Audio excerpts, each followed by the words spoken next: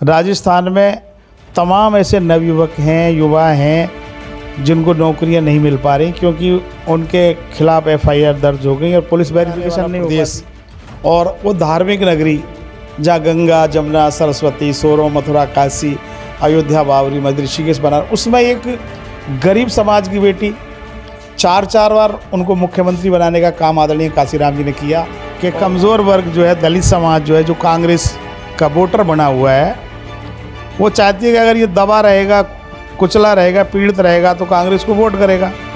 इसलिए सरकारें नहीं चाहती कि जो है दलित समाज को यह मान सम्मान मिले और यही कारण है कि दोषियों के खिलाफ शीघ्र कार्रवाई नहीं होती।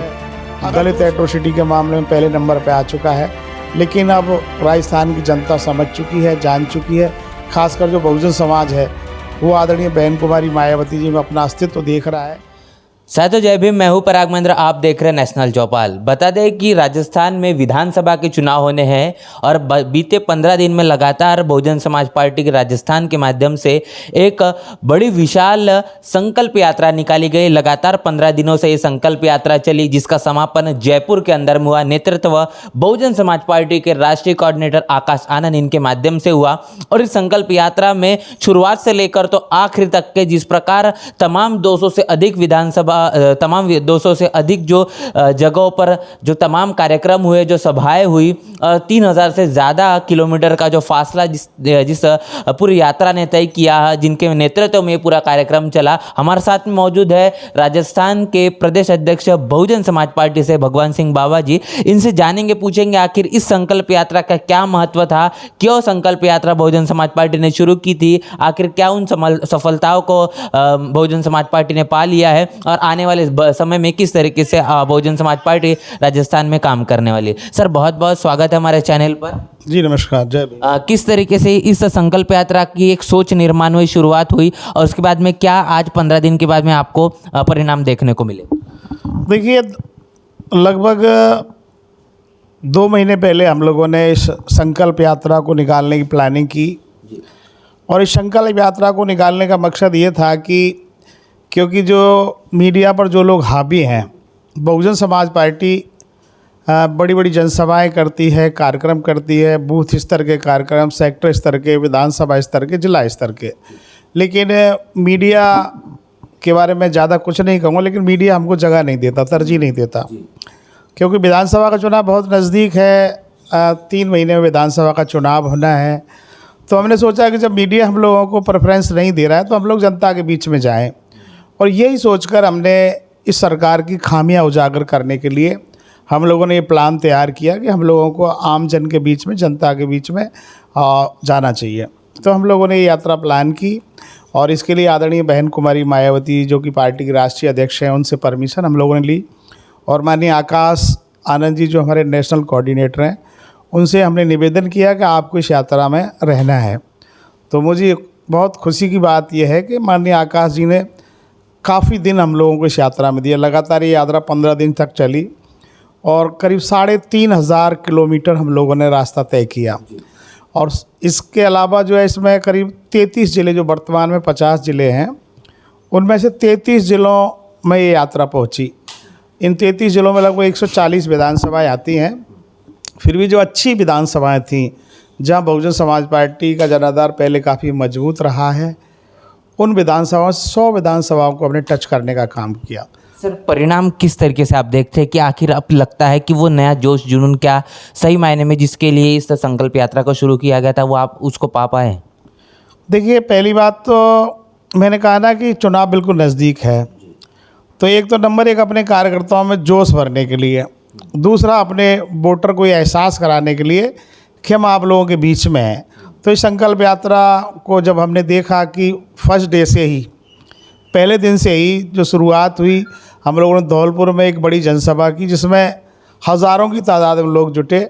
आदरणीय आकाश आनंद जी ने, आदरणीय आनंद कुमार जी राष्ट्रीय उपाध्यक्ष, आदरणीय राजस्थान प्रदेश के जो मुख्य प्रभारी हैं, केंद्रीय कोऑर्डिनेटर आदरणीय सांसद रामजी गौतम जी, हमारे दूसरे जो मुख्य प्रभारी हैं केंद्रीय कोऑर्डिनेटर आदरणीय अशोक सरदार जी, हमारे प्रदेश के प्रभारी गण सभी जिसमें सुरेश आर्य जी, प्रेम बारूपाल जी, तमाम हमारे जो प्रदेश के पदाधिकारी हैं, तमाम ज़िम्मेदार लोग हैं। 16 तारीख को हम लोगों ने वहाँ से शुरुआत की और शुरुआत इतनी अच्छी रही कि हम रास्ते में जहाँ भी जाना था हम लोगों को, तो क्योंकि जनसभा होने के कारण काफ़ी देरी हम लोगों को धौलपुर में ही हुई, तो रास्ते में जहाँ भी हम लोग पहुँचे हज़ारों की तादाद में लोग स्वागत के लिए तैयार खड़े हुए थे। उनके हाथों में नीले हाथी निशान के झंडे थे, मालाएं थीं।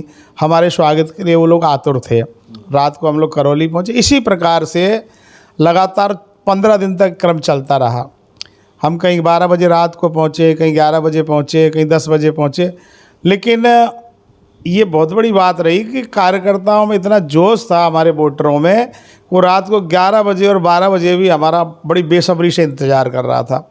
तो मैं कहना चाहूँगा कि इस यात्रा का बहुत बड़ा फ़ायदा बहुजन समाज पार्टी को मिलने वाला है, क्योंकि वैसे भी हालात राजस्थान के ठीक नहीं है, क्योंकि पौने 5 साल से जो कांग्रेस की सरकार राजस्थान में चल रही है, इस कांग्रेस के शासन में सबसे ज़्यादा अगर परेशान और दुखी कोई रहा है तो हो रहा है दलित समाज। महिलाएं, चाहे वो किसी भी वर्ग की हैं, किसी भी समाज की हैं, लेकिन दलित महिलाओं पर ज़्यादा जुल्म जाति अन्य अत्याचार हुआ।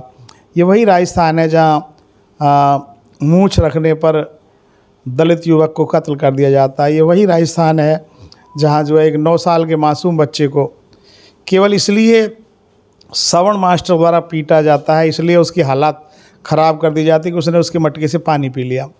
उस मासूम बच्चे को पता नहीं था कि जाति क्या है, धर्म क्या है, उसे प्यास लगी और पानी पी लिया।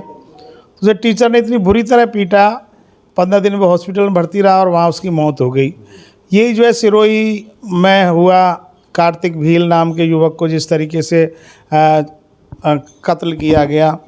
तमाम जगह बलात्कार की घटनाएं सरेआम हो रही हैं और प्रशासन, शासन, सरकार मूक दर्शक बनकर तमाशा देख रही। तो बहुजन समाज करा रहा था और वो इस उम्मीद के सारे बीएसपी के साथ लगा हुआ था कि शायद जो है बसपा अब की बार सत्ता में आएगी। और हम लोगों ने लोगों के बीच में जाकर जो मैसेज देने का काम किया, उसका बहुत बड़ा फ़ायदा हम लोगों को मिलेगा। और जो लक्ष्य हम लोगों ने तय किया था कि अब की बार बहुजन समाज पार्टी को हर हाल में राजस्थान में बैलेंस ऑफ पावर बनाना है। सर, बड़ी उम्मीदें हैं खास तौर पर उत्तर ये राजस्थान के अंदर में, पूरे देश के अंदर में बहुजन समाज पार्टी से खास तौर पर बहुजन समाज को उम्मीदें है कि आने वाला समय जो है, जो विधानसभा का होगा, लोकसभा का होगा, ये बहुजन समाज अपने हाथों में सत्ता लेगा और तमाम तरीके से अपने दुखों को दूर कर पाएगा।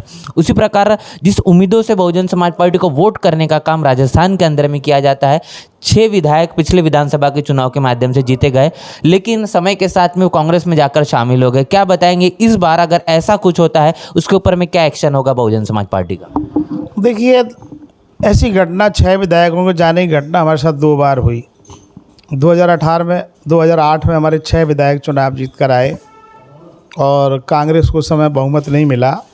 बहुजन समाज पार्टी की राष्ट्रीय अध्यक्ष आदरणीय बहन कुमारी मायावती जी ने एक तरीके से फासिस्टवादी ताकतों को रोकने के लिए, कांग्रेस अपने आप को धर्मनिरपेक्ष कहती है, तो उस कांग्रेस को समर्थन बिना शर्त दिया कि भाई आप जो है सरकार बनाइए। तो कांग्रेस ने फिर भी हमारे साथ बहुत बड़ा धोखा किया, हमारे 6 विधायकों को तोड़ लिया। लेकिन जब 2013 का चुनाव हुआ तो बहुजन समाज ने कांग्रेस को सबक सिखाने का काम किया और 13 में कांग्रेस को राजस्थान से गायब कर दिया। 2018 में भी यही हालात बने, हमारे 6 विधायक जीत कर आए और 6 की 6 विधायकों को तोड़ने का काम किया। तो मैं ये कहना चाहता हूँ कि जो कांग्रेस को करना था वो तो कर लिया। अब हम लोगों ने ये स्ट्रेटजी तय की है कि हमारे कम विधायक जीत कर आते हैं, हर बार कांग्रेस उनको तोड़ लेती है, क्योंकि कांग्रेस और बीजेपी दोनों ही बहुमत के नज़दीक होती हैं। तो करीब 10 सीटों का खेल इधर से उधर अगर हो जाए तो हम ये लक्ष्य लेकर चल रहे हैं कि हम 2 अंकों में राजस्थान में सीटें जीतें और किसी भी दल को फिर यहाँ बहुमत नहीं मिले। और जिस प्रकार से उत्तर प्रदेश में 1995 में, 1997 में आदरणीय बहन कुमारी मायावती जी को 425 में से मात्र 67 सीटों पर सरकार बनाने का मौका मिल गया था, उसी तरह हम राजस्थान में भी, क्योंकि वैसे तो हम लोग 60 सीटों को विशेष रूप से तैयार करने में लगे हैं। 60 सीटों पर हमारा विशेष फोकस है कि इनको हम जीतेंगे। लेकिन फिर भी मैं स्पष्ट कहना चाहूँगा, जिस दिन बहुजन समाज पार्टी 30 के आंकड़े को राजस्थान में छू लेगी, उस दिन हम लोग बैलेंस ऑफ पावर बनेंगे और अपनी सरकार बनाएंगे, और ये 2023 में होने वाला है। सर एक सवाल हमेशा से ही है, मैं तो मूलतः महाराष्ट्र से आता हूँ और तमाम जो घटनाएं हम खासतौर पर राजस्थान को लेकर देखते हैं, आपने तमाम उन चीज़ों का भी जिक्र किया, तो ये चीज़ें आखिर राजस्थान में क्यों मिलती है, क्यों इतने एट्रोसिटीज़ और महिलाओं के ऊपर में अन्य अत्याचार शेड्यूल कास्ट शेड्यूल ट्राइब पर होते हैं, आखिर इतनी ये जो हिम्मत है ये क्यों इन तमाम गुंडा प्रवृत्ति के लोगों की बढ़ जाती है, क्या कारण है इसके पीछे का? देखिए, राजस्थान विशेष रूप से राजा महाराजाओं के गढ़ के रूप में माना जाता है।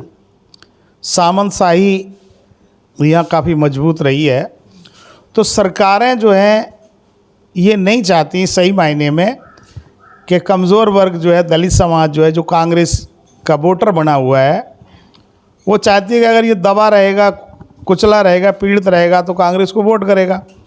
इसलिए सरकारें नहीं चाहती कि जो है दलित समाज को यह मान सम्मान मिले, और यही कारण है कि दोषियों के खिलाफ शीघ्र कार्रवाई नहीं होती। अगर दोषियों के खिलाफ कार्रवाई हो, चाहे वो अन्य अत्याचार का मामला है या बलात्कार का मामला है, तो लोगों के सामने एक नज़ीर पेश हो कि भाई फलां व्यक्ति ने अगर ऐसी जुल्म जाति के अन्य अत्याचार किया तो उसको सज़ा हुई। लेकिन यहाँ जो है समय पर सज़ा नहीं मिलने के कारण, उनके खिलाफ कोई कार्रवाई नहीं होने के कारण लगातार एट्रोसिटीज बढ़ रही हैं। सरकार या मूक दर्शक बनकर तमाशा देखती रहती है। वो अपने दूसरे वोट बैंक को साधने के लिए दलित समाज पर होने वाली जुल्म जाति अन्य अत्याचार के खिलाफ कार्रवाई नहीं करती है। तो राजस्थान में सबसे बड़ा कारण यही है कि राजस्थान कई बार तो जो है दलित एट्रोसिटी के मामले में पहले नंबर पे आ चुका है। लेकिन अब राजस्थान की जनता समझ चुकी है, जान चुकी है, खासकर जो बहुजन समाज है वो आदरणीय बहन कुमारी मायावती जी में अपना अस्तित्व देख रहा है। और मुझे पूरा भरोसा है कि आने वाली 2023 में जिस प्रकार से आदरणीय आकाश आनंद जी भी अब लगातार हमारे बीच में, युवाओं के बीच में जा रहे हैं, तो मुझे पूरा भरोसा है कि आने वाली 2023 में बीएसपी राजस्थान में पावर बनेगी। अभी हम देख रहे हैं कि पहला चरण का जो ये पूरा कार्यक्रम हुआ, पूरा संकल्प यात्रा चली, अब इसके बाद बहुजन समाज पार्टी का क्या अगला पड़ाव होगा, दूसरे चरण के भी कहने की शुरुआत कब से होगी, या फिर और आने वाले क्या समय में इस आने विधानसभा चुनाव के मद्देनज़र रखते हुए क्या रणनीति होगी? देखिए, अभी चुनाव बिल्कुल नज़दीक है। अभी अगस्त समाप्त होने जा रहा है, हो ही गया एक तरीके से। सितंबर, अक्टूबर, नवंबर, दिसंबर में फर्स्ट वीक में चुनाव होना है। 3 महीने कुल बच्चे हैं। तो अभी देखते हैं कि क्योंकि हम लोगों को उम्मीदवार भी फाइनल करने हैं, तमाम जिम्मेदारियां हम लोगों पे हैं। यात्रा के बारे में प्लान करते हैं, यात्रा हम कब से निकालेंगे। आदरणीय बहन जी से इस बारे में डिस्कशन करेंगे, आदरणीय आकाश आनंद जी से डिस्कशन करेंगे। उसके बाद ये तय किया जाएगा कि दूसरी यात्रा कब निकालनी है। लेकिन अब तो विशेष फोकस हमारा इस बात पर है कि अच्छे कैंडिडेटों का चयन कर हम उनको चुनाव लड़ाएं, जिससे कि जो है ज़्यादा से ज़्यादा उम्मीदवार हमारे चुनाव जीत कर आएँ। कल का जो कार्यक्रम जयपुर के अंदर में एक समापन के तौर पर हुआ, कल के कार्यक्रम में आकाश आनंद के माध्यम से तमाम बड़े बयान दिए गए और उन इशारों में जिस तरीके से उन्होंने देश के अंदर में खासतौर पर मान्यवर कांशीराम साहब के समय में जो उन्होंने किताब लिखी जिसका नाम चमचा युग था, उसका जिक्र करने का काम किया। किस तरीके से देखते हैं आप उस बयान को और उसको लेकर आपकी क्या प्रतिक्रिया? देखिए, आदरणीय आकाश आनंद जी ने जो बात कही कि हज़ारों युवाओं पर मुकदमे दर्ज एक व्यक्ति विशेष के कहने में आकर हुए हैं, वो युवाओं को वर्गलाने का काम करा, ये सच्चाई है। राजस्थान में तमाम ऐसे नवयुवक हैं, युवा हैं जिनको नौकरियां नहीं मिल पा रही क्योंकि उनके खिलाफ एफआईआर दर्ज हो गई और पुलिस वेरिफिकेशन नहीं हो पाती। बहुत सारे युवा हमारे पास भी चल कर आते हैं कि साहब मेरा नाम उसमें से निकलवा दीजिए। तो ये आदरणीय आकाश आनंद जी ने बिल्कुल सही कहा। जो व्यक्ति मान्यवर काशीराम जी के मिशन की बात करते हैं, तो मान्यवर काशीराम जी का मिशन तो सही मायने में बीएसपी है। भाई मान्यवर साहब काशीराम जी ने अपनी नौकरी से इस्तीफ़ा दे करके तमाम लोगों के बीच में जाकर ऐसे लोगों को मान्यवर काशीराम जी ने सत्ता की चाहत पैदा की, ऐसे लोगों में जिनके ना पेट में रोटी थी, ना तन पर कपड़ा ना था, पैर में चप्पल थी, ऐसे लोगों को मान्यवर काशीराम जी ने सत्ता की चाहत ऐसे लोगों में पैदा की।